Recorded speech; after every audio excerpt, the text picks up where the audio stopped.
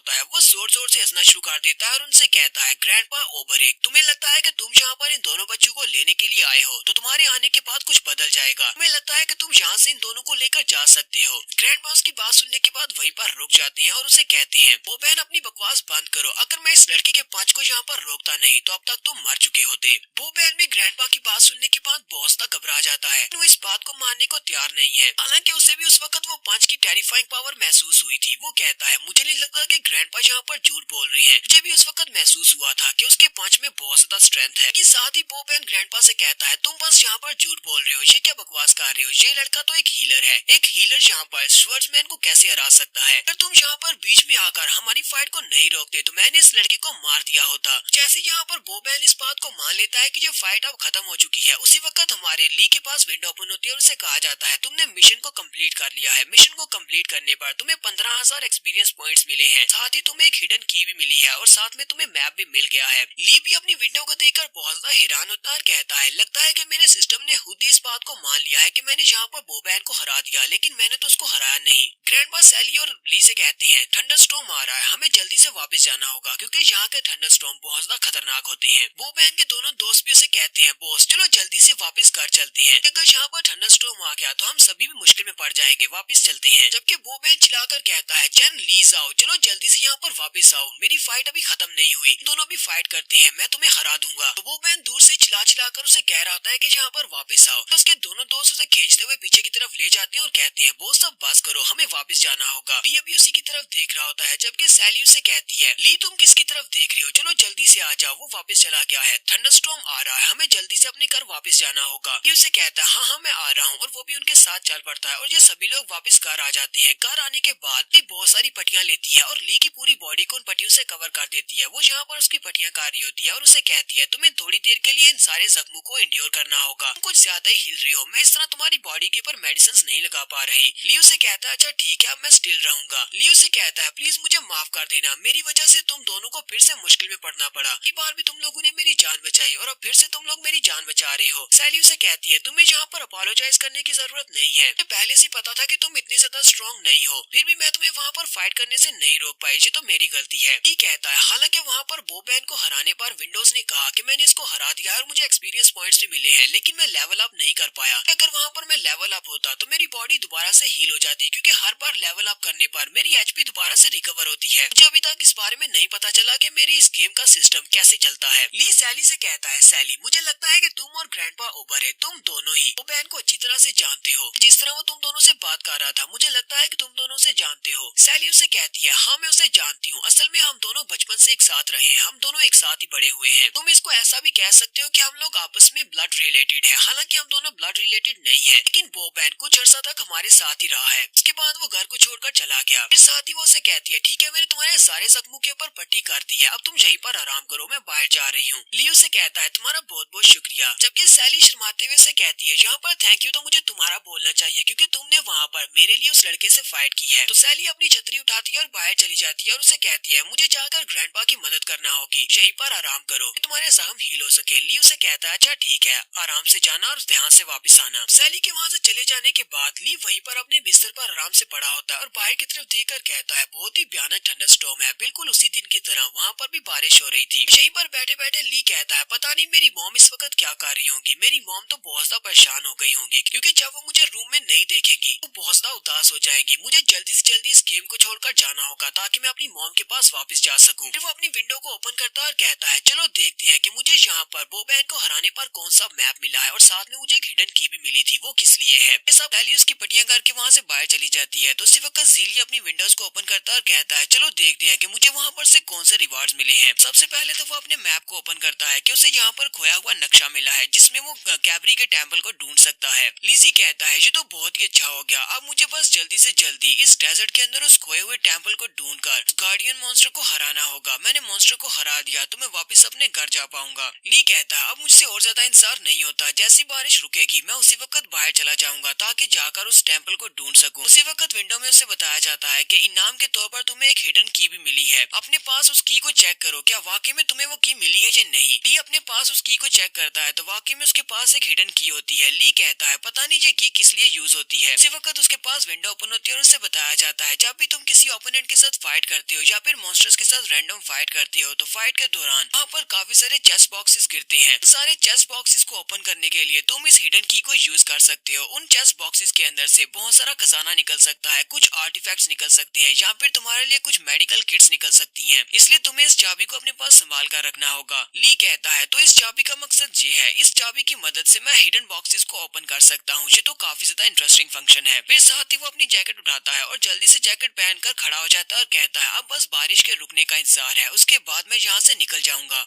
उसी वक्त बाहर का दरवाजा खुलता है और ग्रैंडपा उबारे अंदर आते हैं। ग्रैंडपा उसे कहते हैं लड़के क्या तुम ठीक हो। ली कहता है तो ग्रैंडपा आप वापस आ गए, क्या आपने अपना सारा काम खत्म कर दिया। ग्रैंडपा उसे कहते हैं हाँ मैंने सारा काम खत्म कर दिया, अचानक से बारिश आ गई थी, इसी वजह से मुझे सारा काम इस वक्त खत्म करना पड़ा ना। मैं तुम्हारी पट्टियां करने के लिए खुद यहाँ पर आता और तुमसे पूछता भी कि तुम कैसे हो। आज कुछ ज्यादा ही बारिश हो रही है, इसी वजह से मुझे अपनी सारी खेती को बचाना पड़ा वरना वो सारी फसल बर्बाद हो जाती। लियोन से कहता है ग्रैंडपा नहीं मैं बिल्कुल ठीक हूँ, मेरी चोटें इतनी भी गहरी नहीं है, आप इतनी रात के वक्त मेरे रूम में आए हैं, क्या आपको मुझसे कुछ चाहिए। ग्रैंडपा उसे कहते हैं नहीं मुझे तुमसे कुछ भी नहीं चाहिए, मुझे ये बताओ कि तुम्हारी चोटें कैसी हैं। कहता है ये तो बिल्कुल ठीक है, बस स्किन के ऊपर ही कुछ छोटी मोटी चोटें लगी हैं, ये तो जल्दी से हील हो जाएंगी। ग्रैंडपा ऊपर उसे कहते हैं ये तो बहुत ही अच्छी बात है कि जल्दी से हील हो जाएं। फिर साथ ही वो उसे कहते हैं मुझे ऐसा बिल्कुल भी नहीं लगा था कि तुम बोबैन के खिलाफ फाइट करके इस फाइट को जीत सकते हो, क्योंकि बोबैन हमारे इस गांव का सबसे स्ट्रॉन्ग स्वर्ड्समैन है और उसके जैसा शैडो स्वर्डमैन मैंने पहले कभी नहीं देखा। उसकी स्ट्रेंथ काफी ज्यादा बढ़ चुकी है, पिछले कई सालों से उसने काफी सारी ट्रेनिंग की है। ली ग्रैंडपा से कहता है ग्रैंडपा मेरे पास इतनी ज्यादा स्ट्रेंथ नहीं है, लगता है कि उसने मुझे कुछ ज्यादा ही अंडर एस्टिमेट कर दिया और अपनी फुल स्ट्रेंथ को यूज नहीं किया, इसी वजह से मैं उसे वहाँ पर हराने में कामयाब हो सका, वरना ऐसा कैसे हो सकता है कि मैं बोबैन जैसे प्लेयर का मुकाबला कर सकूं कि काफी ज्यादा प्रोफेशनल है। ग्रैंडपा ऊपर उसे कहते हैं मैं बोबैन को अच्छी तरह से जानता हूँ, बोबैन के पास काफी सारी स्ट्रेंथ और स्किल्स भी हैं, लेकिन फाइट जीतने के लिए सिर्फ स्ट्रेंथ और स्किल्स की जरूरत नहीं होती बल्कि हौसले और हिम्मत की जरूरत भी होती है। तुम्हारी स्ट्रॉन्ग विल पावर वहाँ पर डिसाइड करती है कि तुम इस फाइट को जीतोगे या नहीं, इसलिए मुझे लगता है कि ये कोई कोइंसिडेंस नहीं है कि तुम वहाँ पर उस बैटल को जीत गए। बोबैन के पास ये दोनों चीजें नहीं है, वो सिर्फ बदला लेना चाहता है। ग्रैंडपा जैसे वहाँ से बाहर जाने लगते हैं, ली ग्रैंडपा से कहता है ग्रैंडपा उबारे रुके, क्या आप मुझे इस बारे में बताएंगे बोबैन के साथ आपका क्या रिश्ता है। सैली ने मुझे बताया कि वो दोनों एक साथ पले बड़े हैं, वो दोनों एक साथ बड़े हुए हैं, फिर आप दोनों के रास्ते अलग कैसे हो गए। बोबैन इतना ज्यादा गुस्से में क्यों है, वो यहाँ पर आपको भी इग्नोर कर रहा था। ग्रैंडपा उसकी बात सुनने के बाद वहीं पर रुक जाते हैं और उसे कहते हैं ये एक बहुत ही लंबी कहानी है, चलो ठीक है मैं तुम्हें सुनाता हूँ। तो ये आज से 10 साल पहले की बात है। 10 साल पहले जब मैं और सैली जहाँ पर ट्रांसपोर्ट हुए थे इस लाटोनाया डेजर्ट में, हम लोग यहाँ पर अभी नए नए आए थे। उस दिन भी यहाँ पर बारिश हो रही थी और थंडर स्टॉर्म था और काफी तेज बारिश थी। हम दोनों ही वहाँ पर अपने रहने के लिए कोई घर ढूंढ रहे थे, पर सामने हमें एक घर दिखाई दिया। हमें लगा कि शायद उस घर वालों के पास जाकर कुछ खाना लिया जा सकता है या फिर रहने के लिए जगह ली जा सकती है। रात का वक्त था, लेकिन जैसे हम लोग वहाँ पर पहुँचे, वहाँ पर जाकर हमने क्या देखा कि वहाँ पर एक डिमोनिक बीस्ट था जो कि बहुत ज्यादा पावरफुल था और वो उसी घर की फैमिली के ऊपर अटैक कर रहा था। लेकिन हमारे वहाँ पर पहुँचने से पहले काफी ज्यादा देर हो चुकी थी। उस डिमोनिक बीस्ट ने वहाँ पर उस घर में रहने वाले पेरेंट्स को मार दिया था, लेकिन वहाँ पर एक छोटा बच्चा अभी जिंदा था कि अपनी माँ के पास बैठा रो रहा था। और यही हमारा छोटा बच्चा बोबैन है जो कि वहाँ पर अपनी मॉम की लाश के पास बैठा रो रहा होता है। वो डिमोनिक बीस्ट उसके पेरेंट्स को मारने के बाद बोबैन को मारने के लिए बड़ी स्पीड से आगे बढ़ता है ताकि वो बोबैन को भी मार सके। तो वो डिमोनिक बीस्ट वो भी एक वुल्फ टाइप का ही बीस्ट होता है, वो जल्दी से जंप करते हुए बोबैन को खाने लगता है या फिर उसको मारने लगता है। तो ग्रैंडपा ऊपर अपनी लाइटनिंग की स्पीड को यूज करते हुए बड़ी स्पीड से उसके सामने आ जाते हैं और उस डिमोनिक बीस्ट के ऊपर अटैक करते हैं, जिससे वो बीस्ट जल्दी से जंप करते हुए पीछे की तरफ हट जाता है। और उस मॉन्स्टर को भी समझ आ जाती है कि यहाँ पर कोई बहुत ही पावरफुल मास्टर आ गया है, वो मुकाबला नहीं कर पाएगा,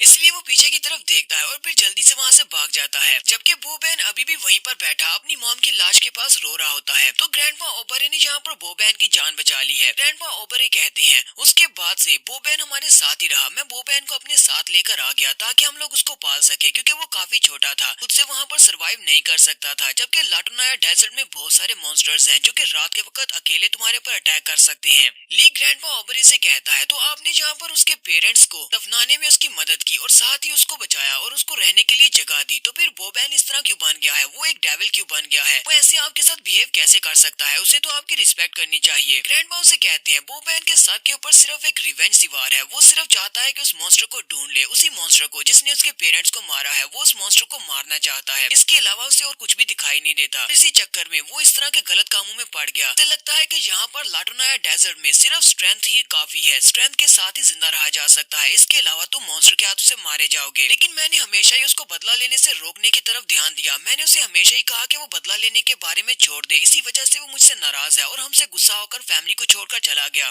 ग्रैंडपा ली से कहते हैं यहाँ पर लाटोनाया डेजर्ट में ऐसे बहुत सारे पावरफुल मॉन्स्टर्स हैं जिनकी पावर को तुम इमेजिन भी नहीं कर सकते। यहाँ तक कि अगर मैं भी अपनी फुल स्ट्रेंथ को यूज करूंगा तो मैं भी उन मॉन्स्टर्स को नहीं हरा सकता। मेरे अंदर इतना कॉन्फिडेंस नहीं है, इसी वजह से तो मैं कभी इस गाँव को छोड़कर नहीं गया। मैं इसी गाँव के अंदर रहने को प्रेफर किया ताकि मैं अपनी बाकी की जिंदगी इसी गाँव में गुजार सकूं, ताकि जाकर किसी स्ट्रॉन्ग मॉन्स्टर के हाथों मरना पड़े। और यही सारी बातें मैंने बोबैन को भी समझाई, लेकिन वो ये सारी बातें मानने को तैयार नहीं था और वो हमें छोड़कर चला गया। तुम्हें पता है कि एक अकेला बच्चा, उसके लिए सरवाइव करना कितना मुश्किल है, इसी तरह वो एक टपोरी बन गया है। जबकि ली ग्रैंडपा की बात सुनने के बाद सोच रहा होता है आखिर वो डिमोनिक बेस्ट कितना ज्यादा पावरफुल होगा कि जिसने वहाँ पर ग्रैंडपा की फुल स्ट्राइक को बर्दाश्त किया है, लेकिन फिर भी उसे ज्यादा कोई नुकसान नहीं पहुंचा और वो वहाँ से भाग गया। ग्रैंडपा ऊपर ही उसे कहते हैं लगता है कि हमने यहाँ पर काफी सारी बातें कर ली है, रात काफी हो गई है, तुम आराम करो। जबकि ली अभी भी यहाँ पर अपनी सोचों में गुम होता है। ली कहता है अब जबकि मेरे पास खोए हुए टेम्पल का नक्शा है, लेकिन मुझे नहीं लगता कि मैं इतना ज्यादा स्ट्रॉन्ग हूँ कि मैं अपने आप से लाटोनाया डेजर्ट में जाकर मॉन्स्टर्स का सामना करते हुए इस टेम्पल में जाकर उस गार्डियन को हरा सकूं, क्योंकि इस वक्त मुझे अपनी स्ट्रेंथ के बारे में अच्छी तरह से पता है। लास्ट टाइम मेरा सामना डोमिनेटर के साथ हुआ था और डोमिनेटर भी काफी ज्यादा पावरफुल था। हो सकता है कि इस डेजर्ट के अंदर डोमिनेटर से भी ज्यादा पावरफुल कोई मॉन्स्टर हो। अगर मेरा सामना किसी और मॉन्स्टर के साथ होता है तो मैं फिर से मारा जाऊंगा। ली कहता है लास्ट टाइम मुझे बोनस पॉइंट्स मिले थे, यानी कि मेरे स्टैट्स अचानक से 100% हो गए थे, लेकिन फिर भी मैं डोमिनेटर के हाथों से मारा गया था। फिर मिराकलेसली मैं यहाँ पर दोबारा से जिंदा हुआ हूँ। मुझे नहीं लगता कि मैं यहाँ पर बोनसेस के सहारे पे मॉन्स्टर को हरा सकता हूँ। मुझे अपने स्किल्स चाहिए होंगे, मुझे यहाँ पर फाइटिंग सीखनी चाहिए। ग्रैंडपा जैसे वहाँ से बाहर जाने लगते हैं, ली ग्रैंडपा से कहता है ग्रैंडपा मुझे आपसे एक रिक्वेस्ट करनी है, क्या आप मेरी बात सुनेंगे? ग्रैंडपा उसे कहते हैं हाँ बताओ तुम्हें क्या चाहिए। ली उनसे कहता है ग्रैंडपा क्या आप मुझे सिखा सकते हैं कि फाइट कैसे करते हैं, जबकि आप मॉन्स्टर के साथ फाइट करते हैं और आपका कई सालों का एक्सपीरियंस है। क्या आप मुझे फाइटिंग करना सिखा सकते हैं? मैं बहुत ज्यादा स्ट्रॉन्ग बनना चाहता हूँ। स्ट्रॉन्ग बनने के बाद मुझे उस टेम्पल को ढूंढने के लिए जाना है ताकि मैं उस टेम्पल को ढूंढकर इस दुनिया से जा सकूं, लाटोनाया डेजर्ट को छोड़कर जा सकूं। ग्रैंडपा उसकी बात सुनने के बाद से कोई जवाब नहीं देते और उसे कहते हैं यहीं पर रेस्ट करो और फिर वो बाहर चले जाते हैं। ली पीछे से चलाकर ग्रैंडपा से कहता है ग्रैंडपा प्लीज मेरी हेल्प कर दें, अगर आप मुझे फाइट करना सिखा दें तो मेरे पास एक तरीका है, हम लोग लाटोनाया डेजर्ट को छोड़कर जा सकते हैं। तो ग्रैंडपा उसकी बात को इग्नोर करते हुए वहाँ से बाहर चले जाते हैं। जबकि हमारा ली सोच रहा होता है मैं यहाँ पर सोच ही क्या रहा हूँ, मैंने ग्रैंडपा से ये वाली बात की ही क्यों, कि बोबैन भी तो इसी वजह से ग्रैंडपा को छोड़कर चला गया था, क्योंकि ग्रैंडपा उसको फाइटिंग करना नहीं सिखाना चाहते थे और उसको बदला लेने नहीं दे रहे थे। लगता है कि मैंने यहाँ पर कुछ ज्यादा ही जल्दी कर दी है, कहीं ऐसा ना हो कि ग्रैंडपा मुझे भी घर से निकाल दें। तो ग्रैंडपा थोड़ी दूर आगे चलने के बाद वहीं पर रुक जाते हैं और ली से कहते हैं अगर रात को ये बारिश रुक जाती है तो कल सुबह माउंटेन के ऊपर आकर मुझे मिलना, उसके बाद मैं तुम्हारा एक टेस्ट लूंगा। अगर तुमने टेस्ट को पास कर लिया उसी के बाद मैं तुम्हें सिखाऊंगा तुम्हें फाइट कैसे करनी है, मैं तुम्हें अपने सारे फाइटिंग स्किल सिखाऊंगा। ली भी इस बात से बहुत ज्यादा खुश हो जाता है और कहता है ग्रैंडपा ओबरे आपका बहुत बहुत शुक्रिया, मैं कल उस टेस्ट को जरूर पास कर लूंगा और उसके बाद देखना आप मुझे टीचिंग भी देंगे। जबकि ग्रैंडपा इसी बारे में सोच रहे होते हैं, ग्रैंडपा कहते हैं चैन जीला मुझे लगता है कि तुम कोई आम से इंसान नहीं हो। लास्ट टाइम तुम्हारे अटैक को ब्लॉक करने के बाद से मेरी उम्मीद भी बहुत ज्यादा बढ़ चुकी है। मुझे लगता है कि तुम ही वो इंसान हो जो कि हम सभी को लाटोनाया डेजर्ट से बाहर निकाल सकते हो। मैं भी इस डेजर्ट से बाहर निकलना चाहता हूँ। ग्रैंडपा कहते हैं लास्ट टाइम इसने वहाँ पर एक बहुत ही पावरफुल स्किल को यूज किया था, हालांकि मैंने वहाँ पर अपनी पावर के साथ अपनी स्पेशल शील्ड को भी यूज किया था इसके पंच को ब्लॉक करने के लिए, लेकिन फिर भी इसने मेरी थंडर शील्ड को वहाँ पर तोड़ दिया था। लगता है कि इस लड़के के पास वाकई में कुछ ऐसे स्किल्स हैं जिसकी मदद से लाटोनाया डेजर्ट में जितने भी लोग फंसे हुए हैं वो सभी लोग लाटोनाया डेजर्ट को छोड़कर जा सकते। लड़का है जो कि हम सभी को लाटोनाया डेजर्ट से बाहर लेकर जा सकता है। इसी वजह से ग्रैंडपा ली को ये सब कुछ सिखाने को तैयार हो गए हैं। ग्रैंडपा के वहाँ से चले जाने के बाद ली वापस से अपने रूम में अंदर आता है। तो अंदर आने के बाद ली के पास एक नई विंडो ओपन होती है और उसे कहा जाता है तुमने अभी तक अपने डेली मिशन को पूरा नहीं किया। हमारा डेली का मिशन है जिसमें तुम्हें ट्रेनिंग करनी है। वो मिशन के बारे में पढ़ता है तो वहाँ पर लिखा होता है तुम्हें 10 किलोमीटर दौड़ना है, इसके अलावा तुम्हें 3000 पुशअप्स करने हैं, 2000 सिटअप्स करने हैं और ये सारे के सारे वेट के साथ करने हैं। ली ये सारा वर्कआउट देखने के बाद कहता है मैंने तो जिंदगी में कभी भी वर्कआउट नहीं किया और ऊपर से ये सारा वर्कआउट कुछ ज्यादा ही है, लेकिन फिर भी अगर मुझे अपनी फिजिक को इम्प्रूव करना है तो मुझे लगता है कि मुझे ये सारी एक्सरसाइज करना पड़ेगी। वो उस मिशन को एक्सेप्ट कर लेता है। जैसे वो उस मिशन को एक्सेप्ट करता है तो नेक्स्ट सीन सुबह का दिखाया जाता है। उसे अपने मिशन को पूरा करना है, यानी कि अपनी डेली रूटीन रूटीन की एक्सरसाइज को। यहाँ पर सबसे पहले वो 10 किलोमीटर के लिए भागता है और साथ में उसे वेट भी गेम प्रोवाइड करती है। एक लकड़ी का बड़ा सा तना होता है जिसे अपने सर के ऊपर उठाकर उसे 10 किलोमीटर भागना होता है। ये कहता है ये गेम तो बहुत ज्यादा अच्छी है, ये गेम तो यहाँ पर मेरा कितना ज्यादा ख्याल रख रही है, इसने तो मुझे वेट भी खुद ही प्रोवाइड कर दिया है। साथ ही उसे अपने कमर के ऊपर वेट बांधकर पुशअप्स भी करने होते हैं जो कि पूरे 3000 हैं। वो वहाँ पर 3000 पुशअप्स करता है। फिर उसके बाद उसे सिटअप्स करनी होती हैं, वो 2000 सिटअप्स करता है। ली कहता है मैंने बड़ी मुश्किल के साथ ये सारी एक्सरसाइज पूरी की है, लेकिन मुझे अब अच्छा महसूस हो रहा है। मैंने अपनी जिंदगी में पहली बार इतना ज्यादा वर्कआउट किया है। वर्कआउट करने से मुझे काफी ज्यादा अच्छा महसूस हो रहा है। हालांकि मुझे लगा था कि सिर्फ अपनी नोटबुक को ओपन करके बहुत सारे क्वेश्चंस को सॉल्व कर लेना ज्यादा अच्छा है, लेकिन एक्सरसाइज करना भी बहुत ही अच्छा है। ली वहाँ पर जब थक जाता है तो वो वहीं पर लेट जाता है। इस वक्त उसके पास विंडो ओपन होती है और उसे कहा जाता है कि तुमने अपनी डेली क्वेस्ट को पूरा कर लिया है और रिवार्ड के तौर पर तुम्हें 4 अनअसाइंड जिन्हें तुम अपने किसी भी स्टैट में इंक्रीज कर सकते हो। ली कहता है अब इन चारों पॉइंट्स को मैं अपने कौन से एट्रीब्यूट्स में ऐड करूं, या मुझे अपनी स्ट्रेंथ को बढ़ाना चाहिए या फिर स्पीड को बढ़ाना चाहिए। ली कहता है वैसे मेरे पास स्ट्रेंथ और मेरे हीलिंग स्किल्स तो पहले से ही हैं, इसलिए मुझे इन चारों पॉइंट्स को दो दो के हिसाब से इंटेलिजेंस और स्टेमिना में ऐड करना चाहिए, क्योंकि मुझे इस वक्त इंटेलिजेंस और स्टेमिना की बहुत ज्यादा जरूरत है। तो ली उन दोनों पॉइंट्स को वहीं पर ऐड कर लेता है। उसी वक्त उसे साइड से सैली की आवाज आती है। सैली उसे कहती है ली तुम जहाँ पर हो, मैं तो तुम्हें कब से ढूंढ रही हूँ, तुम यहाँ पर क्या कर रहे हो माउंटेन के ऊपर।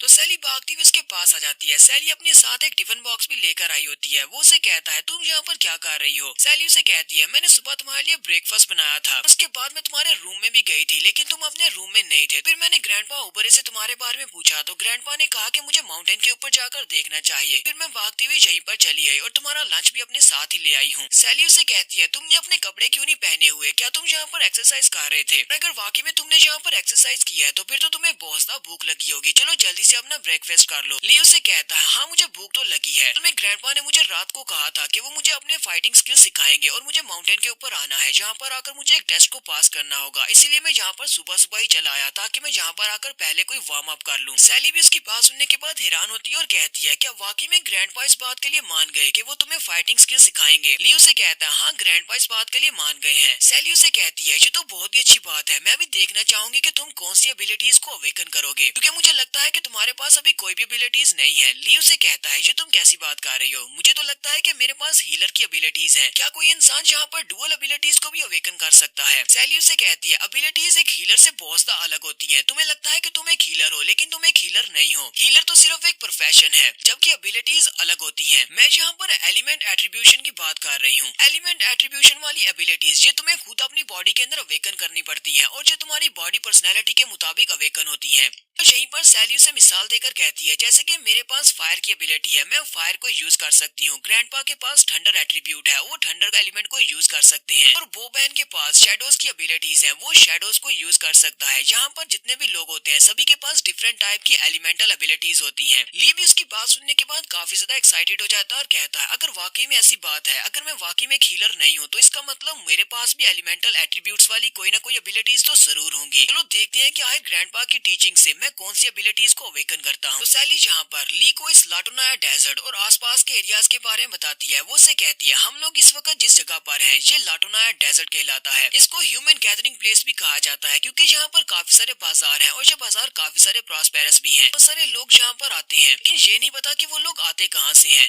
तुम जहाँ पर आ गए तो तुम यहाँ से निकल नहीं सकते। हमारी इस पूरी दुनिया के ऊपर जो वेस्ट साइड है, वेस्ट साइड के ऊपर वोल्केनिक लैंड है जिसका नाम मैगरा है। मैगरा को ड्रैगन्स का होम टाउन भी कहा जाता है। वहाँ पर सारे ड्रैगन राइडर्स रहते हैं जो कि ड्रैगन्स के ऊपर सफर करते हैं। और हमारे नॉर्थ की तरफ एक विंटर लैंड है जहाँ पर हर तरफ बर्फ ही बर्फ होती है। उस एरिया का नाम सेंसीडो है। वहाँ पर इंसान नहीं रहते बल्कि वहाँ पर जायंट्स रहते हैं और बहुत सारे बिजर्क मॉन्स्टर्स हैं। लेकिन उस जगह के ऊपर बहुत सारे क्रिस्टल्स हैं, उन क्रिस्टल से वेपन्स बनाए जा सकते हैं या फिर एनर्जी क्रिएट की जा सकती है। हमारे ईस्ट साइड पर एक फॉरेस्ट है जिसका नाम वेरगमा फॉरेस्ट है और वहाँ पर बहुत सारे मिस्टीरियस बीस्ट रहते हैं। इसके अलावा वहाँ पर अलग अलग स्पीशीज हैं जैसे कि मैजिकल एल्व्स जो कि मैजिक को यूज कर सकते हैं और मिस्टीरियस मॉन्स्टर्स भी हैं। और यहाँ से साउथ साइड पर एक लैंड है जिसका नाम चुबिटिक लैंड है और वहाँ पर बहुत सारे ड्वार्फ्स रहते हैं। वो ड्वार्फ्स का इलाका है। और ड्वार्फ्स को मैकेनिकल चीजें बहुत ज्यादा पसंद है। वो वहीं पर रहकर लोहे को पिघलाकर बहुत सारी मैकेनिकल चीजें बनाते हैं। हम लोग चुबिटिक लैंड को एंड ऑफ वर्ल्ड भी कह सकते हैं क्योंकि उसके आगे हमारा कॉन्टिनेंट खत्म हो जाता है। सैली ली को सारी डायरेक्शंस बताने के बाद उसे कहती है कहा जाता है कि एंड ऑफ वर्ल्ड के बाद गार्ड्स की रेजिडेंस एरिया आता है जहाँ पर तुम गार्ड्स के पास जा सकते हो। गार्ड्स के रेजिडेंस एरिया में जो भी वहाँ पर पहुँच जाएगा वो गार्ड्स के पास से एंडलेस पावर हासिल कर सकता करता है वो कुछ भी कर सकता है, उसके पास गॉड बनने की पावर आ जाएगी। पहले शुरुआत में मुझे लगा था कि ये सारी सिर्फ कहानियां हैं, ऐसा कुछ भी नहीं होता। लेकिन जब से हम लोग लाटोनाया डेजर्ट के अंदर आकर फंसे हैं, तब से मुझे लगता है कि मैंने जितनी भी कहानियां इन सारी चीजों के बारे में सुनी है वो बिल्कुल सच है। और अब तो मुझे लगने लगा है लाटोनाया डेजर्ट के बीच में जो खोया हुआ टेम्पल है, टेम्पल ऑफ कैबरी, वो भी एक सच्चाई है। लियो से कहता है, सैली तुम्हें परेशान होने की जरूरत नहीं है, मैं उस खोए हुए टेम्पल को जरूर ढूंढ निकालूंगा और उस टेम्पल को ढूंढने के बाद यहाँ से बाहर निकलने का रास्ता भी निकालूंगा और हम सभी लोग एक साथ यहाँ से बाहर जाएंगे। सैली उसकी बात सुनने के बाद कहती है, हाँ क्यों नहीं, हम सभी लोग एक साथ जाएंगे। तो ग्रैंडपा ओबरे भी यहीं पर आ जाते हैं। ग्रैंडपा ओबरे उनसे कहते हैं, मैंने तो ऐसा सोचा भी नहीं था कि तुम दोनों बच्चे सुबह सुबह मुझे यहाँ पर मिलोगे। सैली भी ग्रैंडपा को देखकर जल्दी से उठकर खड़ी हो जाती है, भागती हुई ग्रैंडपा के पास चली जाती है, जबकि ग्रैंडपा उसे पॉइंट मारते हुए कहते हैं, सैली तुमने तो कुछ ज्यादा ही जल्दी नहीं कर दी, तुमने तो इस लड़के के सामने अपने प्यार को कन्फेस भी कर दिया। जबकि सैली गुस्से के साथ उन्हें कह रही होती है, ग्रैंडपा जी आप किस तरह की बातें कर रहे हैं, ऐसी कोई भी बात नहीं है। ग्रैंडपा आगे बढ़ते हैं और ली से कहते हैं, ली तो क्या तुम मेरे टेस्ट को देने के लिए तैयार हो? ली उनसे कहता है, हाँ मैं बिल्कुल रेडी हूँ, जल्दी से उस टेस्ट को स्टार्ट करें। तो ग्रैंडपा यहाँ पर उसे बताते हैं, ग्रैंडपा उसे कहते हैं, शुरुआत में यहाँ पर गार्ड्स ने बहुत सारी रेसेस को क्रिएट किया, ना सिर्फ यहाँ पर रेसेस को क्रिएट किया, उनको डिफरेंट एट्रीब्यूट्स दिए, बहुत सारे एट्रीब्यूट्स के साथ साथ बहुत सारी एबिलिटीज आती हैं। एट्रीब्यूट्स तो बहुत सारे हो सकते हैं, लेकिन एलिमेंट्स कॉमन है, जैसे कि तुमने 5 कॉमन एलिमेंट्स के बारे में सुना होगा, जिनमें तुम्हारी वाटर, फायर, अर्थ, इलेक्ट्रिसिटी शामिल है। तो ये तो कुछ हार्ड एलिमेंट्स हैं, लेकिन कुछ ऐसी भी चीजें हैं जिनको तुम देख नहीं सकते और टच नहीं कर सकते, वो भी एलिमेंट्स हैं। जिसके पास ये वाली स्पेशल एबिलिटीज अवेकन होती हैं, वो ज्यादा पावरफुल होती हैं, जैसे कि शैडोज हो गए और लाइट की एबिलिटी हो गई। ग्रैंडपा ओबरे उसे कहते हैं, अगर तुम अपनी बॉडी के अंदर अपनी एलिमेंटल पावर्स को अवेकन करना चाहते हो तो तुम्हें सबसे पहले सेंस करना होगा, अपने अंदर तक झांकना होगा कि तुम्हारे पास कौन सी एलिमेंट की पावर है। वहीं पर अपने हाथों को जोड़ते हैं और अपने हाथों के अंदर से ठंडर इलेक्ट्रिसिटी को निकालते हैं। ग्रैंडपा उसे कहते हैं, जब मैं अपने हाथों को जोड़ता हूँ तो मुझे महसूस होता है कि मेरी बॉडी के अंदर बहुत सारी इलेक्ट्रिसिटी है। इसी तरह तुम्हें भी महसूस करना होगा कि तुम्हारे पास कौन सा एट्रीब्यूट है, तुम कौन सी पावर को यहाँ पर अवेकन करने वाले हो। ग्रैंडपा वहाँ पर अपनी ठंडर इलेक्ट्रिसिटी को अवेकन करने के बाद वहीं पर ग्राउंड के ऊपर अपना हाथ मारते हैं, वहाँ पर एक फॉर्मेशन बनाते हैं। तो ग्रैंडपा वहाँ पर फॉर्मेशन बनाने के बाद वहीं पर अपना हाथ रखकर बैठे होते हैं, वहाँ पर काफी सारी ठंडर इलेक्ट्रिसिटी निकल रही होती है, जहाँ से बहुत ही तेज हवा भी निकलती है। ली कहता है, ग्रैंडपा तो बहुत ज्यादा अमेजिंग है। ग्रैंडपा वहाँ पर फॉर्मेशन बनाने के बाद ली से कहते हैं, ये एक मैजिकल सर्कल है, तुम्हें इस मैजिकल सर्कल के ऊपर खड़ा होना है और ये तुम्हें टेलीपोर्ट करेगा लाटोनाया डेजर्ट के अंदर एक डंजन में। यहाँ पर बहुत सारे मॉन्स्टर्स होंगे। कुछ अर्सा पहले जब मैं लाटोनाया डेजर्ट में हंटिंग कर रहा था, तब मुझे वो डंजन नजर आई थी। साथ ही ग्रैंडपा अपनी तलवार को पकड़ते हैं और ली से कहते हैं, पिछले कई सालों से ये तलवार मेरे साथ है, इस तलवार का नाम ओजिल है। ग्रैंडपा अपनी तलवार को ली के सामने करते हुए कहते हैं, मैं उस डंजन के अंदर 3 दिन तक रहना होगा, 3 दिन के बाद ही मैं इस टेलीपोर्टेशन वाले फॉर्मेशन को एक्टिवेट करूंगा और तुम वापस आ पाओगे। पर तुम वहाँ पर चले गए तो अगले 3 दिन तक तुम डंजन के अंदर से बाहर नहीं निकल पाओगे, तुम्हें वहाँ पर खुद ही सर्वाइव करना पड़ेगा। तुम्हें उस डंजन में जितने भी छोटे मॉन्स्टर्स हैं उन सभी को मारते हुए डंजन के बॉस तक पहुँचना है, बीस्ट किंग तक, और बीस्ट किंग के सर को काट कर वापस लेकर आना है, वो भी इस तलवार की मदद से। अगर तुम इस तलवार को और उसके सर को सही सलामत वापस लेकर आते हो तो तुम इस टेस्ट को पास कर जाओगे। ग्रैंडपा उसे कहते हैं, लेकिन मेरी एक बात को याद रखना, डंजन के अंदर जाने के बाद अगर तुम अपनी एलिमेंटल एट्रीब्यूशन वाली पावर को एक्टिवेट नहीं कर पाते, तुम इस तलवार की फुल पावर को यूज नहीं कर पाओगे। लेकिन एक बार अगर तुमने इस तलवार की पूरी पोटेंशियल को अनलीश कर लिया तो तुम बीस्ट किंग को आसानी से मार सकते हो, वरना उसको नहीं मार पाओगे। ग्रैंडपा उसे कहते हैं, एक बार तुम वहाँ पर चले गए तो तुम 3 दिन तक वापस नहीं आ सकते, तो अभी भी तुम्हारे पास सोचने का वक्त है, सोच लो क्या तुम वहाँ पर जाना चाहते हो या नहीं। ली उनकी बात सुनने के बाद हल्का सा मुस्कुरा देता है और साथ ही उनकी तलवार को पकड़कर कहता है, मैं यहाँ पर गिव अप नहीं कर सकता क्योंकि मुझे इस डेजर्ट को छोड़कर जाना है, इसके लिए पहले इस टेस्ट को पास करना ही पड़ेगा। ली ओसिल को अपने साथ लेकर आगे चला जाता है और कहता है, देखना मैं उस बीस्ट किंग का सर काट कर ही वापस आऊंगा। ली सीधा जाकर उस टेलीपोर्टेशन वाले मार्ग के ऊपर खड़ा हो जाता है। उसी वक्त विंडो ओपन होती है और उसे कहा जाता है, तुम्हारे पास नया मिशन है, डंजन में जाना है, बीस्ट किंग का सर काट कर वापिस आना है, तुम्हारे पास सिर्फ 3 दिन है, तुम इस मिशन को एक्सेप्ट करते हो। ली कहता है, हाँ मैं इस मिशन को एक्सेप्ट करता हूँ, और साथ ही उसका टाइमर चलना शुरू हो जाता है, यानी कि उसके पास सिर्फ 72 घंटे हैं। इसी के साथ ही ली वहाँ से टेलीपोर्ट हो जाता है और यही ट्रस है, उन सभी के डिफेंसेस बहुत ज्यादा पावरफुल हैं।